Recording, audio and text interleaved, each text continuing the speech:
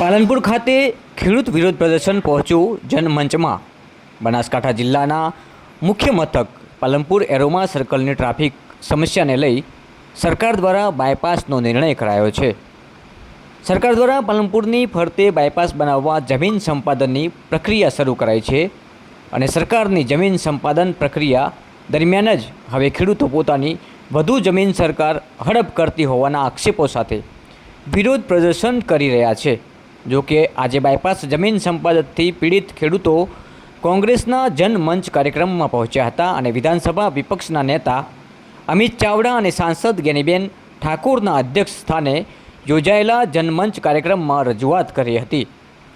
Rally સ્વરૂપે જિલ્લા collector કચેરી ખાતે પહોંચી જિલ્લા કલેક્ટરને આવેદનપત્ર પાઠવ્યું હતું અને આગામી દિવસોમાં ઉચ્ચ આંદોલનની ચીમકી આપી હતી। ગુજરાતની ડબલ એન્જિનની સરકાર આજે ખેડૂતોનો વિનાશના નામે વિકાસની વાતો કરી રહી છે।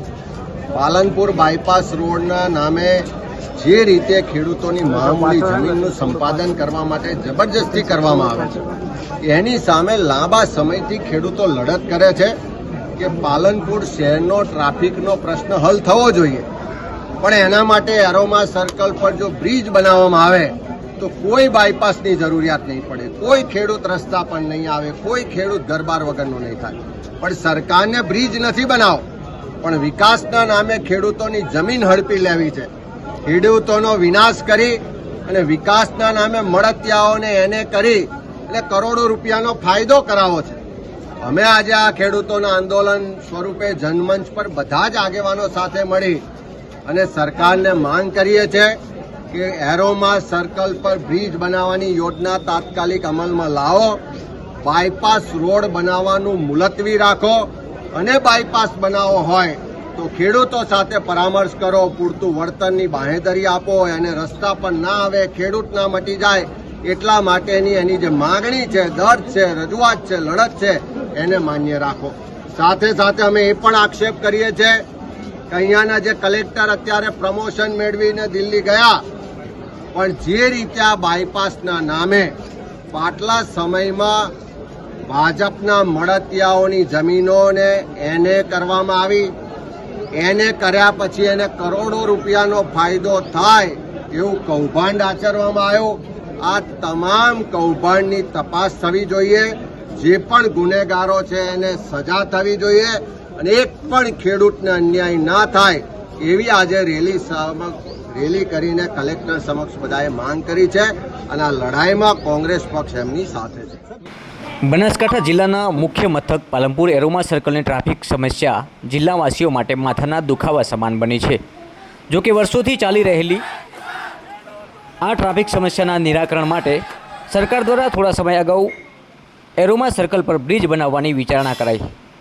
જો કે 140 કરોડના ખર્ચે ઓવરબ્રિજની કામગીરીની વિચારણા બાદ પડતી મુકાઈ અને તે બાદ પાલનપુરની ફરતે બાયપાસ બનાવવાનો નિર્ણય ગુજરાત સરકાર દ્વારા કરવામાં આવ્યો।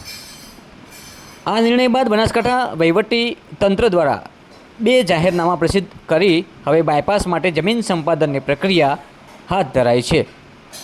જો કે જમીન સંપાદનની પ્રક્રિયા દરમિયાન સરકાર ખેડૂતો પાસેથી પોતાના મળતિયાઓને સાચવવા જરૂરિયાત કરતાં વધુ જમીન સંપાદન કરતી હોવાના આક્ષેપો સાથે ખેડૂતો લડતના મૂડમાં છે।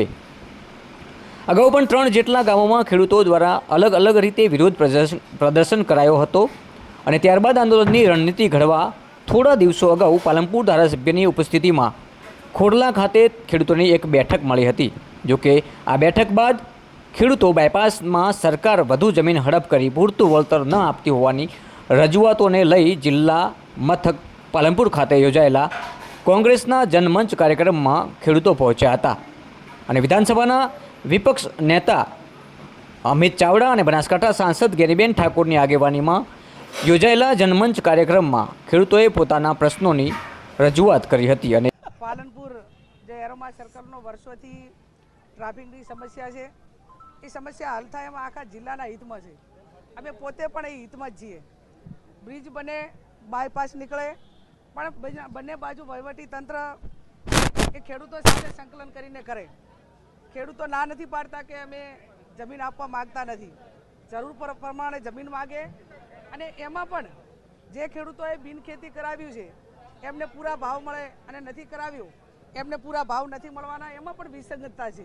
ત્યારે અમારી પોતાની ખેડૂતોને જે માગણી છે એ માગણી સરકાર ગ્રાહ્ય રાખે એ માટે કરીને એમના સુધી અવાજ પહોંચાડીશું. પણ એટલું ચોક્કસથી કહીશું કે 140 કરોડના ખર્ચે 3 વર્ષ પહેલાં બ્રિજ મંજૂર થયો હતો, તો કોના વ્યક્તિગત હિતો હતા જેથી કરીને 3 વર્ષ સુધી બનાસકાંઠાના લોકોને સમસ્યા ટ્રાફિકની ભોગવવી પડી? કયા સ્થાપિત હિતો હતા કે એમને બાયપાસ રોડ કઢાવવામાં ઇન્ટરેસ્ટ હતો? અને હજુ કયા સ્થાપિત હિતો છે કે જે ખેડૂતો સાથે સંકલન કરીને કામ કરવા માગતા નથી ને માત્ર એક એમના બિલ્ડરો સાથેની સાંઠગાંઠ, અધિકારીઓને ફૂટ ઉપરના ભાવ અને વહીવટી તંત્ર છે ગાંધીનગર સુધીની સાંઠગાંઠ એ ખેડૂતોને જ્યારે હેરાન કરી રહી છે, ત્યારે એટલું ચોક્કસ કહીશ કે ખેડૂતોને કોઈ કોમવાદ, જાતિવાદને કોઈ પ્રોત્સાહન ના આપવું જોઈએ. અને ખેડૂતો જે છે ખેડૂતની વ્યાખ્યામાં રહે, જ્યાં પણ દરેકને જે ક્ષેત્રની અંદર અન્યાય થાય એવા ક્ષેત્રોની અંદર આ જે રીતે ખેડૂતોની લડાઈ લડીએ છીએ એવી તમામની લડાઈ આવનાર સમયમાં લડશું. અને આ ખેડૂતોને એમની માગણી મુજબ ન્યાય આપે એવી અમે અપેક્ષા રાખીએ છીએ. એરોમાલું સર્કલ એ વહેલામાં વહેલું એ એમાંથી જિલ્લાના લોકોને રાહત મળે એ કામ સરકાર વહેલામાં વહેલું કરે એવી હું અપેક્ષા રાખું. બાદમાં વિપક્ષ નેતા અમિત ચાવડા અને સાંસદ ગેનીબેન ઠાકોર સાથે ખેડૂતો જિલ્લા કલેક્ટર કચેરી ખાતે પહોંચ્યા હતા. જોકે શહેરના જીઆઈડીસી વિસ્તારમાંથી યોજાયેલી ખેડૂતોની રેલી કલેક્ટર કચેરીમાં પ્રવેશે તે પહેલાં જ સાંસદ ગેનીબેન ઠાકોર અને ખેડૂતો રસ્તા વચ્ચે બેસી વિરોધ પ્રદર્શન કર્યો અને તે બાદ જિલ્લા કલેક્ટર કચેરી ખાતે પહોંચી એડિશનલ કલેક્ટરને આવેદનપત્ર પાઠવી 100 મીટરની જગ્યાએ ખેડૂતોની 60 મીટર જગ્યા બાયપાસમાં લેવાય.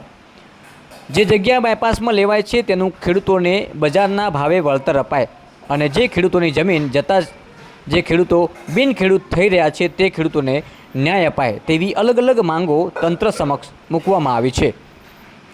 જોકે ખેડૂતોની આ માંગ નહીં સ્વીકારાય તો ખેડૂતો તો આગામી સમયમાં લડત આપશે જ. પરંતુ સાથે વિપક્ષ નેતા અમિત ચાવડા અને સાંસદ ગેનીબેને પણ ખેડૂતોના હિતમાં લડતમાં જોડાવા બાંહેધરી આપી હતી. ત્યારે જિલ્લા મથક પાલનપુરમાં બાયપાસને લઈ ખેડૂતોના ખેતરેથી શરૂ થયેલું વિરોધ પ્રદર્શન હવે કોંગ્રેસના જનમંચ સુધી પહોંચી ગયું છે. આજે કોંગ્રેસ દ્વારા વિસ્તારના લોકોની અલગ અલગ રજૂઆતો સાંભળવા માટે જનમંચના કાર્યક્રમો યોજાઈ રહ્યા છે. જ્યાં પાલનપુર એરોમા સર્કલ્સને લઈને બાયપાસની વાત થઈ હતી અને ત્યારબાદ બાયપાસ સરકાર દ્વારા ટ્રાફિકની સમસ્યાનું નિવારણ કરવા માટે જ્યારે બાયપાસ રોડ નીકાળવા માટેની મંજૂરી મળી છે, ત્યારે ખેડૂતો હવે ઉગ્ર બન્યા છે અને પોતાની મહામૂલી જમીનનું વળતર કઈ રીતે મળે તેના તમામ પ્રયાસો કરી રહ્યા છે.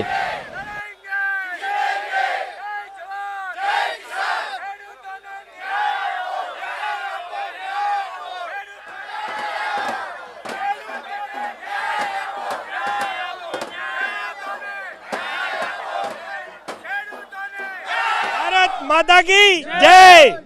જે ભાઈ આ બાયપાસ નીકળ્યો છે એ તદ્દન ખોટો તો છે જ.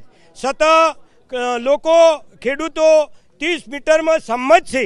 આ પુલ અહીંયા બની જાય તો કોઈને તકલીફ નથી. અને આજે આ કેટલા લોકો આવ્યા જેનો અમે સાથ સહકાર આપ્યો તો એ તો દેખાણો જ નથી, પણ જેનો અમે વિરોધ કર્યો હતો એ જ અમારી સાથે હતા. એટલે હવે સમય પાકી ગયો છે.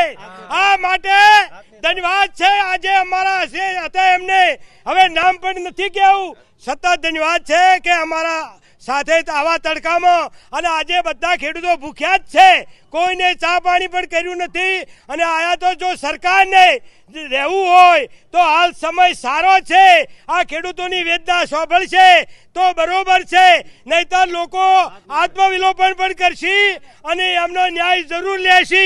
ગોધી ચીધા માર્ગે જઈશું, ગોધીનગર જઈશું, પણ છોડશું નહીં ને નહીં. અમારી સાથે ભગવાન જય શિવ મહાદેવ.